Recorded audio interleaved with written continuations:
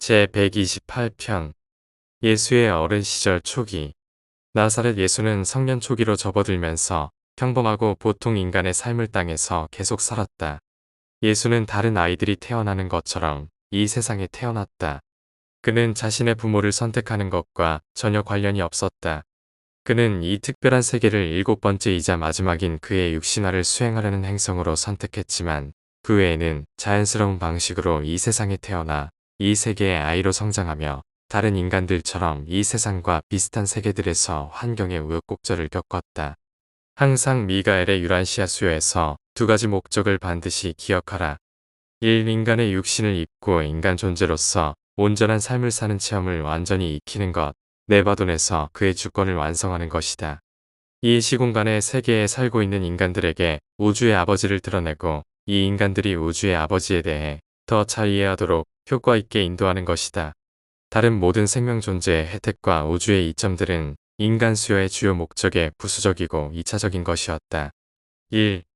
21 되던 해 서기 15년 성년이 되면서 예수는 가장 낮은 형태인 지적 생명 존재의 삶에 대한 지식을 터득하고 마침내 자신이 창조한 우주의 무제한 통치권을 획득하는 일에서 완전한 자의식을 가지고 자신의 과업을 본격적으로 시작했다.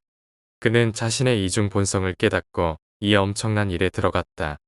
그러나 그는 이미 한 사람, 나사렛 예수로 이중 본성을 효과적으로 결합했다. 요셉의 아들 요수아는 자신이 여자에게서 태어난 남자, 필사인간임을 충분히 알고 있었다. 이는 그의 첫 번째 칭으로 인자를 고른 데서 나타나 있다. 그는 진정으로 피와 살로 된 몸을 가진 자였고 우주의 운명에 대한 주권적 권위를 행사하고 있는 지금도 인자는 그의 수많은 호칭에 속하고 있다. 우주 아버지의 창조적인 말씀, 창조 아들로서 유란시아에서 육체가 되어 그 땅에 사람으로 살았다는 것은 글자 그대로 진실이다. 일을 하고 지치고 쉬고 잠을 잤다. 배고픔을 느끼고 그런 욕구를 음식으로 채웠다. 목이 말랐고 갈증을 물로 해소했다. 그는 인간의 모든 감정과 느낌을 체험했다. 모든 일에서 너희처럼 시험을 받았으며 고통을 받고 죽었다. 이 땅의 다른 필사자와 똑같이 지식을 얻고 체험을 쌓았으며 이것들을 통합하여 지혜로 만들었다. 세례를 받기까지 아무런 초자연적 힘을 이용하지 않았다. 요셉과 마리아의 아들로서 받은 인간 본질의 일부가 아닌 어떤 다른 수단도 사용하지 않았다. 인간 이전의 존재로서 가졌던 속성은 자신 안에서 비웠다. 그는 대중 봉사를 시작하기 전까지 사람들과 사건들에 관해서 전적으로 인간적 체험으로 얻어진 지식에만 의지했다. 그는 사람들 사이에서 사는 진정한 사람이었다. 그것은 영원하고 영광스러운 진실이다. 우리에게는 우리의 연약함을 공감하는 높은 통치자가 있다. 우리에겐 모든 점에서 우리처럼 시험받고 단련받은 죄가 없는 주권자가 있다. 그리고 그 자신이 고통받고 시험받고 시련을 받았기 때문에 그는 혼란과 곤궁에 빠진 자들을 충분히 이해하고 보살필 수 있다. 나사렛 목수는 자기 앞에 닥친 일을 충분히 이해했지만 인간 생애가 자연히 흘러가는 경로를 따라서 살기를 택하였다. 그리고 이러한 문제 중 몇 가지에서 기록된 바와 같이 그는 그의 필사 생명 존재들에게 실제로 본보기가 되고 있다. 이 마인드를 너희 안에 품으라. 이는 그리스도 예수 안에도 있던 것이니 그가 하나님의 본질이 되었으나 하나님과 동등됨을 취할 것으로 여기지 않았다. 그는 자신을 중요하게 여기지 않고 생명 존재 형태를 취하여 인간의 모습으로 태어났다. 이렇게 사람의 모습을 입어 자기를 낮추어서 죽기까지, 아니 십자가에서 죽기까지도 복종하였다. 그는 다른 모든 인간 가족이 그들의 삶을 사는 것처럼 필사자로 살았으며 육체로 있던 시절에 모든 악에서 구원하실 수 있는 분께 간절한 마음과 눈물로 기도와 간구를 자주 드렸으며 그의 기도는 믿었기 때문에 효력이 있었다. 그러므로 모든 면에서 형제들과 같이 되어 자비롭고 이해심 많은 주권 통치자가 되는 것이 그에게 요구되었다. 그는 자신의 인간 본성을 결코 의심하지 않았다. 그것은 자명했고 항상 그의 의식 속에 존재했다. 그러나 그의 신성한 본성에는 항상 의심과 추측의 여지가 있었고 적어도 이것은 그의 세례 행사 바로 직전까지의 사실이었다. 신성한 자기 실현은 느리고 인간의 입장에서 보면 자연스럽게 점진적으로 드러났다. 이러한 신성이 드러나고 이를 자각한 것은 예루살렘에서 13살이 채 안 되었을 때 그가 사람으로 살면서 처음으로 초자연적 사건이 일어난 것과 함께 시작되었다. 신성한 성품을 스스로 깨닫게 하는 이 체험은 육체로 있는 동안 두 번째 초자연적 체험을 거칠 때 완성되었다. 이 사건은 요단강에서 요한에게 세례를 받았을 때 따라서 일어났고, 이 사건은 봉사하고 가르치는 공생의 시작을 표시했다. 한 번은 13살 때, 한 번은 세례받을 때, 이렇게 두 번 하늘의 방문이 있던 사이에 육신화된 이 창조 아들의 생활에서 아무런 초자연이나 초인간적인 일이 일어나지 않았다. 그렇기는 해도 베들레헴의 아기였고 나사렛의 소년이 젊은이였던 이 나사렛 사람은 실제로 한 우주의 육신화된 창조자였다. 그러나 결코 이 힘을 조금도 쓴 적이 없다.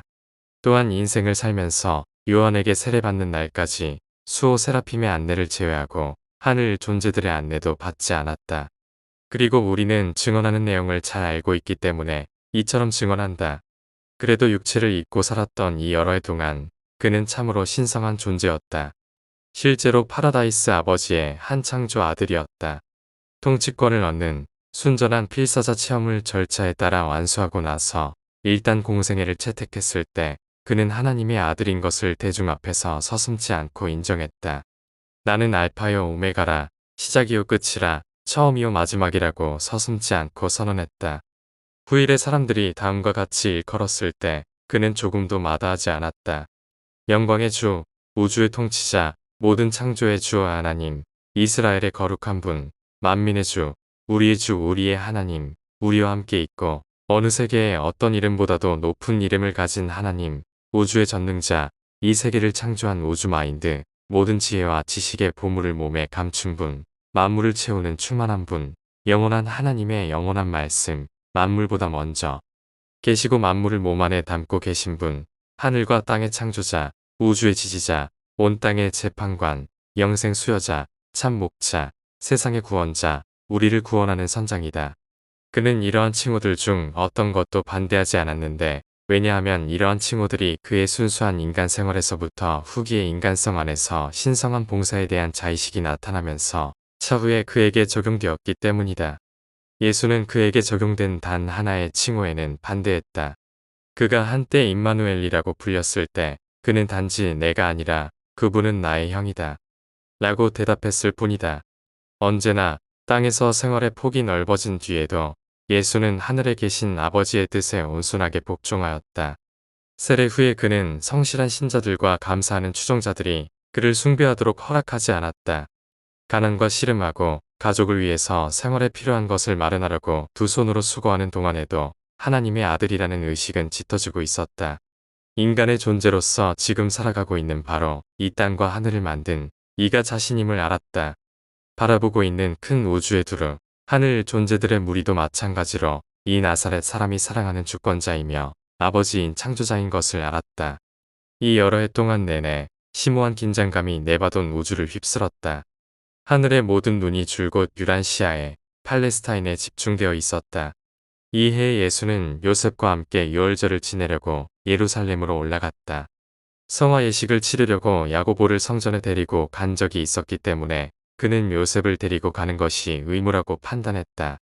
예수는 가족을 대할 때 결코 편애를 보이지 않았다. 그는 요셉과 함께 늘 다니던 요단강 계곡을 따라 예루살렘에 갔고 돌아올 때는 아마투스를 지나 동쪽 요단길을 통해 나사렛으로 돌아갔다.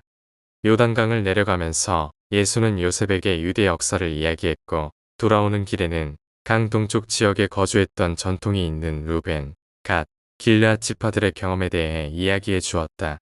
요셉은 형의 일생의 사명에 관한 질문을 많이 했으나 이 대부분의 물음에 예수는 나의 때가 아직 오지 않았다고만 대답했다. 그러나 이 친밀한 대화에서 많은 말들이 오갔고 후일의 세상을 뒤흔드는 사건들 가운데서 요셉은 그 말을 기억했다.